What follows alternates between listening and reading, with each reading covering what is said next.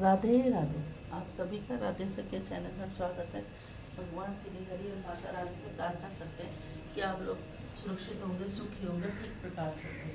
जैसे कार्तिक का बड़ा पावन महीना चला आ रहा है और इसमें हमारी कथाओं का आगे डेली की डेली कथाएं चल रही हैं। कल मैं गलती से 14वां अध्याय को 13वां अध्याय बोल गई, उसके लिए मैं माफी चाहती हूँ। बोलो राधे राधे।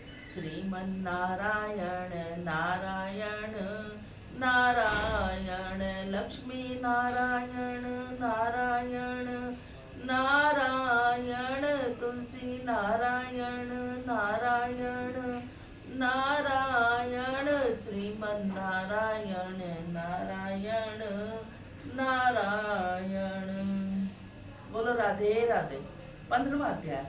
वही अष्टमी पूजा एवं एकादशी कार्तिक माह में एवं प्रयागराज की महिमा का वर्णन सुनने के पश्चात महाराजा पृथु ने नारद जी से कहा, हे देव ऋषि, अब आप भक्त वत्सल भगवान की पूजा का विधि विधान बतलाने की कृपा करें। तब नारद जी बोले, राजन, एक पुरातन इतिहास कहता हूँ। अत्यंत प्राचीन समय की बात है। कांतिपुर में चोर नामक एक राजा राज्य करता था। उसके राज्य में समस्त प्रजा सुखी थी, कोई भी दरिद्र पीड़ित या दुखी नहीं था। राजा के नाम पर उस देश का नाम चोर देश रखा गया। एक बार वह राजा मूल्यवान मणि मुक्ताओं द्वारा भगवान की पूजा करके वही मंदिर में बैठा हुआ था। उसी समय विष्णु शर्मा नामक एक ब्राह्मण ने आकर तुलसी दल और जल से भगवान की पूजा की। उसके तुलसी पत्रों से भगवान की पूजा के मणि मुक्ता आदि ढक गए। यह देखकर राजा ने क्रोधित होकर ब्राह्मण से कहा, हे विष्णु शर्मा, तुमको पूजा का कुछ भी ध्यान नहीं है। मणि मुक्ताओं से की गई मेरी पूजा की शोभा को तुमने तुलसी दलों से ढककर समाप्त कर दिया। राजा के अहंकार से भरे हुए कटु वचन सुनकर विष्णु शर्मा ने कहा, राजन, अभिमान के वशीभूत होने के कारण तुम भगवान की पूजा के बारे में नहीं जानते। ब्राह्मण के यह वचन सुनकर राजा ने कहा, हे ब्राह्मण, तुम दरिद्र हो, इस कारण भगवान की पूजा क्या जानो? क्या तुमने कभी भगवान का कोई मंदिर बनवाया अथवा कोई यज्ञ आदि किया? अगर यही बात है तो मैं देखना चाहता हूँ, भगवान भक्ति करके पहले तुम स्वर्ग जाते हो या मैं जाता हूँ। इतना कहकर राजा ने गूंगल ऋषि को आचार्य बनाकर बड़े बड़े यज्ञ प्रारंभ कर दिए और साथ ही ब्राह्मण को बहुत सा द्रव्य दान देने लगा। परंतु विष्णु शर्मा सदैव की भांति माँ और कार्तिक के व्रत, तुलसी वन का रोपण, एकादशी का व्रत और ओम नमो भगवते वासुदेवाय का सत्य जप करते हुए भगवान की पूजा अर्चना करता रहा। वह उठते बैठते चलते फिरते हर समय भगवान का स्मरण में कीर्तन करता रहता है। कार्तिक माह में एक दिन विष्णु शर्मा जो ही रसोई तैयार करके रखी कोई भोजन उठाकर ले गया।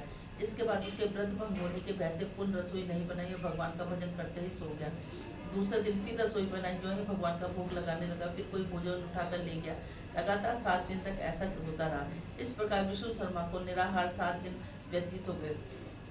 विष्णु शर्मा भूख के मारे अत्यंत व्याकुल हो गया, परंतु सत्संग का समय भंग न हो इस भय से उसने किसी भी दिन दूसरी बार रसोई तैयार नहीं की।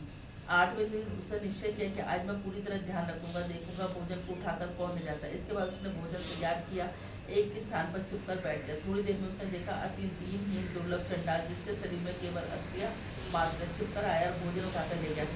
उसको देखकर विष्णु शर्मा का हृदय दरिद्र होगा। भगवान विष्णु शर्मा ने चंडाल से कहा, भैया, रूखा सूखा भोजन मत ले जाओ, मेरे पास थोड़ा सा घी है, वह भी लेते जाओ। ब्राह्मण के वचन को भयभीत हुआ चंडाल भागता और ठोकर खाकर गिर गया।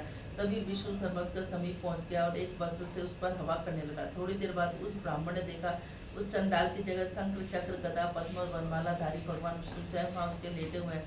उसी समय विष्णु शर्मा ने भगवान के चरणों में गिरकर नमस्कार किया। तभी रुद्रादि देवता भी वहां आ गए। ऋषि मुनि वेद मंत्रों से उसका पूजन करने लगे।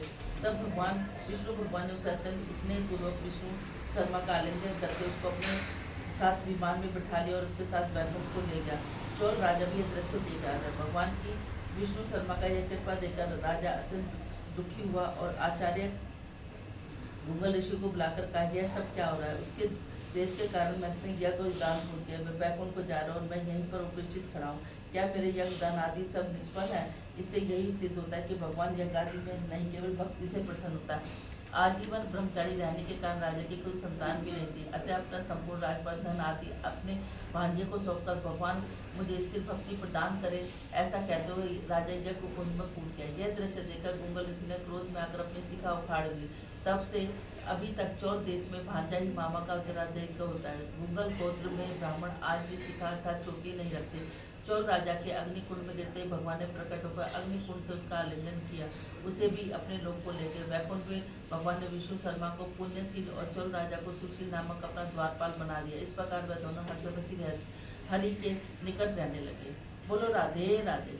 श्रीमन नारायण नारायण नारायण, लक्ष्मी नारायण नारायण नारायण, तुलसी नारायण नारायण नारायण, श्रीमन नारायण नारायण नारायण। हे नाथ नारायण वासुदेवा, हे नाथ नारायण वासुदेवा।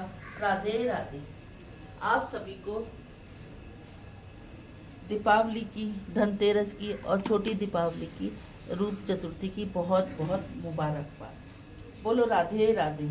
यदि आप सब लोगों को ये चैनल अच्छा लगता है तो इसको ज़्यादा से ज़्यादा लाइक करें, ज़्यादा से ज़्यादा शेयर करें, नए हैं तो सब्सक्राइब करें, बेल आइकन को जरूर दबाएं। बोलो राधे राधे।